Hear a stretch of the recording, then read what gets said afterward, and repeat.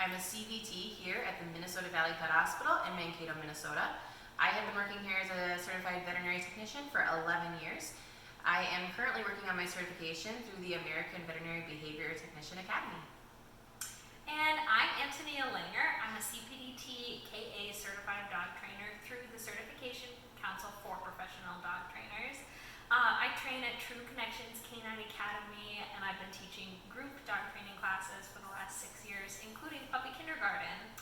Nicole and I got together because we wanted to help out our clients with socialization of new puppies and dealing with the challenges of new puppies in this really strange time that we're dealing with the COVID-19 pandemic. So that's why we're starting this video. This is a pretty crucial time in puppies' lives, and we want to help you guys out with making sure that you're able to take the best advantage of that time. In this video, we're going to talk about why it's important to socialize and take advantage of the critical period before puppies turn 16 weeks old. We're going to talk about the do's and don'ts of puppy socialization, along with giving you guys some ideas for how to socialize during this time. We're going to talk about body language in puppies, how to read that, and how to use that to your advantage with socialization. And also how to use positive reinforcement to get the behaviors that you want from your puppy. So that's going to be our video. So why is 16 weeks and under so important? Like, why do we need you to work on these things now? Puppies under 16 weeks of age are super impressionable and can usually recover quickly from something that has startled them. Once puppies are over that 16 weeks though, and some believe even under like 12 weeks, they're more cautious, fearful of new environments, situations, and groups of people that maybe they had not been exposed to. So let's say, for example, you have a puppy 16 weeks that has only associated with females. When they do come across a male, they may be very cautious and very fearful, and that can be the same with children or anything that they've not been exposed to. And so these groups of people can be very, very scary. So COVID definitely has made the first developmental period much more difficult, and that's why we're here, so we can help you through it. The first thing that we're going to talk about is socialization and the pitfalls and what you guys can do. So some things that you can do with COVID that do require 6 feet or more would be getting in the car, bringing some treats, and go to like your local grocery store or veterinary clinic. You can even go to like a construction site. Let your puppy look out the window, and when they are watching people go by or watching vehicles, just give treats and positive reinforcement, and we'll talk about what that looks like. The other things that you can do is bring treats on walks. That's one of the most important things. And give a treat every time you're passing someone on the sidewalk, or maybe every time they see a garbage truck, or anything that's out of the ordinary, anytime they see a dog, and literally just make the treats rain. And this way they can make a positive association that every time they see something that's maybe a little bit different or abnormal, they are rewarded for it. Definitely find different surfaces in your home. So if you have like a metal table or some type of, maybe like different carpet or wood, find those different surfaces and put your puppy on them, and then give treats just for being on those areas. You can also do that to different different surfaces outside. You can look for gravel, mulch. You can find like a drain on the street and reward your puppy for being on that surface, or even, being in that vicinity of that surface. Noises are important though. You can find, there's a free Spotify channel that is called Puppy Socialization by Carl Carling. And it's got it's like a list of noises on there that you would play at a really controlled volume, maybe while your puppy is like eating a meal or playing, or when you guys are doing something fun. Awesome. So along with those great ideas for some things that you can do during this time, we just wanted to go over a few common pitfalls in socialization.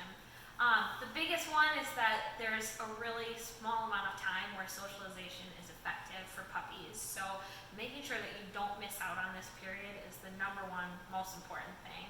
As Nicole mentioned earlier, that period goes up to 16 weeks maximum and may end as early as 12 weeks. So making sure that from the day your puppy gets home till the end of that 16 weeks, they're getting exposed to things on a daily basis is really important. Add to that quality over the quantity of experiences you're giving your puppy. One really good new experience in a day that is positive for your puppy and not too overwhelming for them and they get lots of treats for, that's going to go a lot farther than 100 exposures to 100 different people in a really overwhelming way for your puppies. So making sure that those socialization, because we're a little bit more limited in the pandemic, making sure that the experiences our puppies do get are really high quality for them. The other thing we wanted to talk about with that is letting your puppy decide what's okay and what they're comfortable with. So if you notice that your puppy is really terrified of something, giving them some space and letting them decide what's close enough and what's too close, giving them the room to make those choices and not pressuring our puppies into going too fast with seeing new experiences. The last thing we wanted to talk about with some pitfalls of socialization is making sure that your puppy gets enough rest. During this time with us being home all day long, it's really easy to be poking and prodding and playing with our adorable puppies, and they need rest. Puppies sleep a lot during the day if given the chance, and if they're overtired, just like a toddler, that's going to make socialization a lot harder and a lot more stressful for them, and that's where you might see overreactions to certain things or other concerning behavior. So making sure that your puppy has a place to rest and designated time during the day to rest. So the next thing we're going to talk about is called the ladder of aggression. So I'm going to actually grab it real quick here. So we'll put a link on the YouTube channel here of what this looks like, but this is the ladder of aggression. So at the top of the ladder is a bite. Pretty much they get their point across there and everybody is like, oh yeah, I should leave you alone. But the most important things are actually everything that happens underneath. So a snap just underneath that bite is actually an intentional miss. So owners will call all the time and they'll say, my dog tried to bite me, but I was too quick. That's not the case. If your dog wanted to bite you, they would have done it. Underneath is a growl, and Tony's going to talk about the growl here. But otherwise, the things at the bottom are the things that we want to catch. So if you see there is yawning, blinking, dogs will do a lot of lip licking, not literally like this. Otherwise, there's like turning their head away. So if we were two dogs sitting here and Antonia was looking at me, I might actually completely look the opposite direction. And I might even do something where you look away, but I can keep an eye on you out of the corner of my eyes. And that's something called a whale eye. There's other things on here, like turning their entire body away, so I might do something like this. So the whole point of the ladder of aggression is to be able to see things at the bottom and then be able to stop or redirect your puppy or maybe get out of that situation altogether before they escalate going up this ladder. Other things that you would look for are like pacing, panting, even Poppy here is doing a little bit of whining. And so all of those things are just your puppy trying to say that they're feeling a little anxious, nervous, or fearful. And if we ignore those behaviors, they're actually going to talk a lot louder. You got it. Nicole mentioned puppies talking a lot louder, and so that brings attention to a really important aspect of socializing with our puppies, and actually even older adult dogs too. We want to make sure that we truly are listening to our puppies. So if we see some of those signs towards the bottom of that ladder of aggression, we want to make sure that we're paying attention to that and alleviating the pressure on our dogs and not forcing them to move up that ladder. If a puppy is in a situation where they feel uncomfortable and they don't feel heard, they're going to continue climbing that ladder until they reach some of the more scary behaviors on that list, such as a growl, snap, and eventually a bite at the top. So this is really important to pay attention to. We never want to punish our puppies or dogs for growling. If dogs get punished for that growl, next time they're gonna not want to growl, and they're still gonna feel the same pressure and worry about the situation that they're in. And so they may skip right from the growl to the bite, and you won't have any warning. We hear it all the time. My dog bit me, there was no warning. And often it's because in the past there was a warning and we either punished it or we ignored the warning and kept putting that pressure on our dogs. And so when that growl doesn't work for them, they will soon stop growling altogether and jump right to those really aggressive snaps and bites. So that's an important thing. And also just making sure that when our puppies are lower on that list, we're giving them space. Every puppy has a different bubble for what they're kind of comfortable with in terms of coming across new things in socialization experiences, and we want to make sure that we're meeting them at their level. So next, Nicole is going to talk about positive reinforcement and how to get more of the behaviors that we want from our dogs. Yeah, so from the very minute that dogs are born, they show all kinds of behaviors. All the behaviors that are normal puppy behaviors they're just that, they're normal. They don't know what behaviors are right or wrong, and they just behave in ways that work out well for them. Of course, when we bring a new puppy home, they have all kinds of behaviors that we do not particularly enjoy, such as biting, peeing on our rugs, barking, jumping, and so much more. The best way, though, to train these dogs is using positive reinforcement. If we think about ourselves, if we are asked kindly, we are much more apt to do something for someone than if we are asked in maybe a gruff way. And so rather than using punishment or being yelled at, being rewarded for a good behavior is definitely much better perceived. Unfortunately, it's in our nature to focus on stopping an unwanted behavior rather than rewarding good behaviors. If you've ever attended a wild animal performance, such as like a zoo, you will see that these trainers reward these animals for doing a good job. Never once have you ever seen someone go into a tiger cage and roll them on their back to correct them and tell them what they did wrong. They would simply not only overpower us, it would be very dangerous. Instead, the trainers have rewarded the whale or rewarded the tiger for doing the behavior that they were looking for.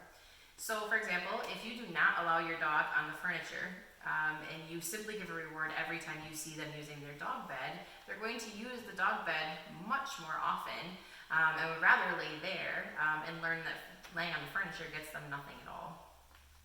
So the more behavior is reinforced, whether that's on purpose by giving a treat or whether it's not on purpose, such as your dog jumps up on the counter and finds a stick of butter there, the more a behavior is reinforced, the more you're going to see of that particular behavior. So when we see a behavior that we really like, such as something maybe that we've taught, like sit, or like in Nicole's example of laying on the bed, we want to reinforce that behavior so that we get more of it. It's pretty easy to get these good behaviors happening more readily in this way. So what about bad behaviors? Obviously, we can't just be letting our puppies pee on the rug, or chew up our cell phone chargers, or do all those naughty puppy behaviors that are just, again, normal behaviors. But how do we make them stop doing the things that we don't like? First, again, we have to remember that those behaviors are natural and those behaviors are meeting a really important need in your dog's development. Puppies need to chew, they need to eliminate, they need to explore their environment, they need to be close to us, and they need food and water. So the first thing we need to do is make sure that their needs are met and that we're giving them appropriate outlets for those naughty behaviors, such as chewing, which is what I'm trying to do with Poppy right now.